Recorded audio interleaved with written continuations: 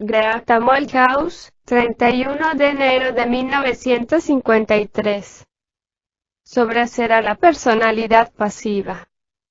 Documento 2.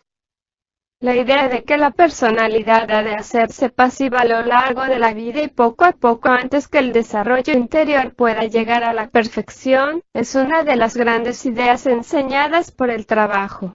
Ahora bien, a no ser que su mente capte algunas de las grandes ideas del trabajo, nunca llegará a comprender realmente de qué trata.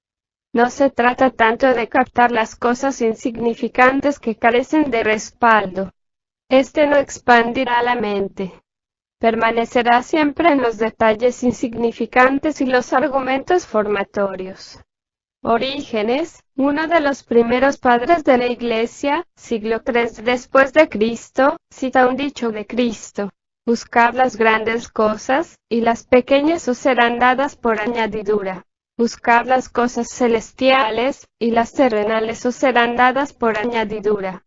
Porque las cosas celestiales son las grandes cosas del trabajo. Examinemos una vez más la idea que se refiere a la personalidad. El trabajo enseña que la vida no nos desarrolla completamente sino tan solo en parte. La vida lleva a cabo el desarrollo de la personalidad y esto es muy necesario en una primera etapa. Pero la próxima etapa de desarrollo posible y en latencia en el hombre, que por su creación es un organismo autodesarrollante, no es llevada a cabo por la vida. Hemos de señalar aquí 2 puntos. 1. Esta próxima etapa de desarrollo solo puede realizarse haciendo pasiva la personalidad. 2. Solo el trabajo puede hacerlo. Esto es, un hombre en la vida y de la vida y que solo conoce la vida, sus propósitos y puntos de vista, no puede hacer pasiva su personalidad. Esto es formulado por el trabajo en términos de otra gran idea, a saber, que el hombre puede estar bajo 2 fuerzas neutralizantes por completo diferentes. Mientras siga estando enteramente bajo la fuerza neutralizante debido a sus propósitos y puntos de vista, la personalidad debe permanecer activa. Pero, si un hombre recibe el trabajo, sus propósitos y puntos de vista, la nueva fuerza neutralizante empieza a actuar sobre él, por medio de la cual la personalidad poco a poco se vuelve pasiva. Esta nueva fuerza neutralizante no viene desde la dirección de la vida. Ahora bien, todo lo que se acaba de decir debe ser captado claramente por cada uno de ustedes. Cada uno de ustedes debe emplear su centro mental, para que así el significado de esta parte del trabajo penetre realmente y alimente el centro y comience a establecer una nueva manera de pensar, tanto con respecto a su situación, como a la de los otros en la tierra. Esto es pensar según el trabajo acerca de la vida y es preciso hacerlo. Les aseguro que a menos que las ideas del trabajo sean recibidas en la mente individual de todos ustedes y entren definitivamente en su pensar individual, la fuerza neutralizante del trabajo no se pondrá en contacto con ustedes. La mente permanecerá cerrada para ellas. Ningún cambio de pensamiento tendrá lugar. De este modo, no recibirán ayuda alguna y en consecuencia la personalidad seguirá siendo tan activa como siempre. Entendemos pues que la vida misma es la fuerza suprema que mantiene activa la personalidad. Veamos por lo tanto, ¿qué es esa fuerza que actúa sobre nosotros mismos? Ahora bien, una fuerza debe actuar sobre algo para producir un efecto. Para hallar una respuesta a esta cuestión, debemos regresar a lo que el trabajo enseña sobre este tema. No podemos esperar una respuesta de la vida, puesto que la vida misma ha hecho a la personalidad de nosotros, y es su fuerza la que la mantiene activa. Seleccionaré algunas de las cosas en nosotros que, tal como lo señala el trabajo, mantienen a la personalidad activa. 1. El yo imaginario. 2. La falsa personalidad. 3. Las actitudes y creencias convencionales mecánicas, que todos dan por sentadas, los acostumbrados hábitos de pensamiento, que no son pensamiento, los juicios mecánicos, que no son juicios, los puntos de vista parciales, ya sea en favor o en contra, los diversos prejuicios desapercibidos. Mucho más se podría decir aquí. Lo que se menciona en especial es lo que mantiene activa la personalidad. 4. El pensar sensual, y todas las falacias que surgen de los sentidos y de solo pensar desde su evidencia. Esos factores en nosotros, sobre los cuales la fuerza de vida actúa de tal modo que mantiene la personalidad activa, son suficientes por el momento. En modo alguno están todos, tal como lo demuestra un estudio detallado del trabajo.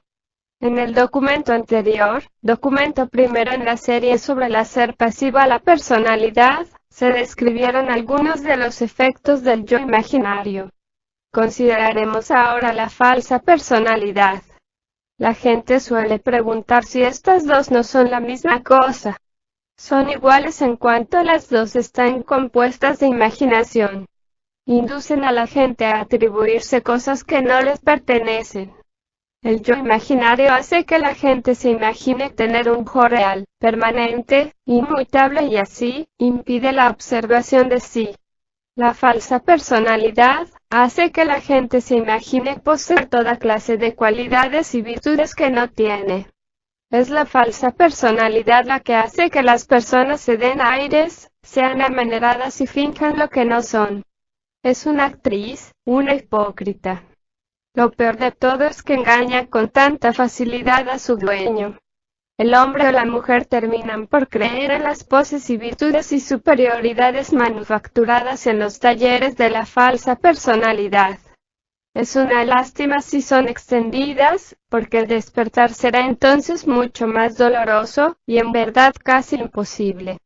Todo lo que la falsa personalidad nos hace atribuir a nosotros mismos tiene que ser arrancado, piel tras piel, en la prolongada etapa del despertar. Similarmente, el yo imaginario tiene que ser arrancado para poder discernir claramente la turba de yoes de toda clase que se esconden tras él como si los ocultase la niebla y darnos cuenta que no somos una unidad. Tanto el yo imaginario como la falsa personalidad son mentiras.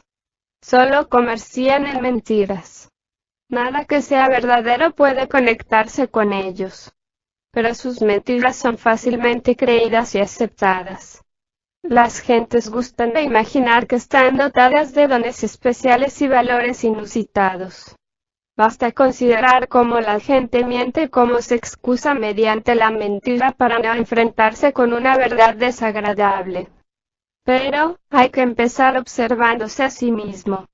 Observar de qué modo se miente para mantener en movimiento a la falsa personalidad. Recordar siempre lo que se dice en la parábola de la paja y la viga. Hipócrita. Saca primero la viga de tu propio ojo. En el trabajo, siempre, el cambio de sí debe empezar consigo mismo. En la vida nunca se lo hace. La otra persona es la culpable. Estarán de acuerdo que andar por la vida con una viga en el ojo es la señal de que la personalidad no se ha vuelto pasiva mediante la conciencia. La parábola dice: ¿y por qué miras la paja en el ojo de tu hermano, y no echas de ver la viga que está en tu propio ojo? Hipócrita. Saca primero la viga de tu propio ojo. Mateo capítulo 7, versículos 3 y 5. Sacar la viga de la propia vista es solo posible por un acrecentamiento de conciencia obtenido mediante una prolongada e imparcial autoobservación. Es preciso reflexionar sobre el significado de hipócrita, tal como se emplea aquí. Comparémoslo con el significado de la falsa personalidad en el trabajo. ¿No son acaso la misma cosa? Llegar a ser consciente del hipócrita en uno mismo, es al parecer lo mismo que llegar a ser consciente de la propia falsa personalidad.